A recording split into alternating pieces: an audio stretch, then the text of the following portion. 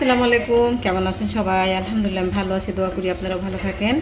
দেখেন আবার আপনাদের কাছে একটা চায়ের রেসিপি নিয়ে আসলাম, আপনাদের সাথে শেয়ার করব। সেই জন্য আমি এখানে 4 কাপ পরিমাণ চায়ের লিকার করে নিয়েছি। দেখেন চার চার কাপ পরিমাণ। আজকে আমি চাটা একটু ভিন্নভাবে বানাচ্ছি, মটকে চা।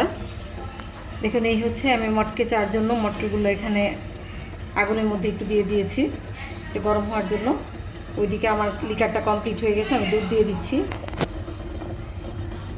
বিসমিল্লাহির রহমানির রহিম। আমি আপনাদেরকে বলেছিলাম, দেখেন আমি অমিলা দুধটা বেশি ইউজ করি। এই দুধটা, এটা আমাদের দেশে পাওয়া যায় কিনা আমি জানি না, এটা এখানে অ্যাভেলেবেল পাওয়া যায়। এটা ভেজিটেবল দিয়ে বানানো এই দুধটা। এটা দিয়ে চা খেলে মানে কোলেস্ট্রল বাড়ার ভয় থাকে না, হার্টের সমস্যা যাদের তারাও খেতে পারেন। এটা ভেজিটেবল দিয়ে বানানো। আর চাটা আমার কাছে অনেক ভালো লাগে, এই দুধের চাটা। আমি পুরা 4 কাপে আমি পুরা এক দুধ দিয়ে দিলাম, পুরা 1 ডিব্বা দুধ দিলাম।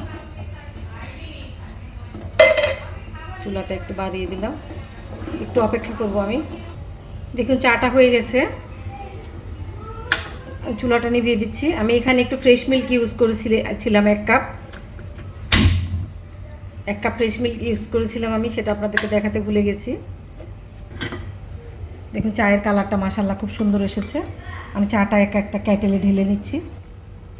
মটকিগুলি গরম হয়ে গেছে, আমি চুলাটা নিভিয়ে দিয়েছি। আমি তুলবো মটকিগুলো এখন। বিসমিল্লাহির রহমানির রহিম। এভাবে মটকে মধ্যে চা বানিয়ে খেয়ে দেখবেন, মাটির হাড়ির যে চায়ের যে স্মেলটা সেইটাই পাবেন। দেখছেন কি সুন্দর ফ্লেভার বের হয়েছে, পোড়া পোড়া।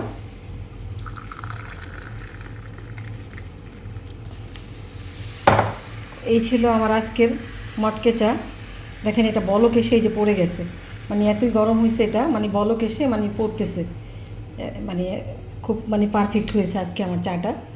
তো কেমন হলো আজকে চাটা, কেমন লাগলো আপনাদের? ভালো লাগলে অবশ্যই লাইক শেয়ার করবেন, কমেন্ট করে জানাবেন। দেখেন সবগুলি চাই দেখেন সুন্দরভাবে বলক চলে আসছে মুখের কাছে একদম।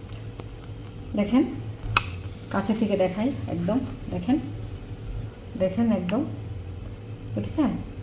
তো আমি চাটা এখন আমরা পরিবেশন করব। চাটা আমার মেয়ে গেস্ট আসছে বাসায়।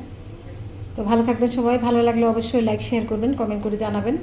আল্লাহ হাফেজ, আসসালামু আলাইকুম।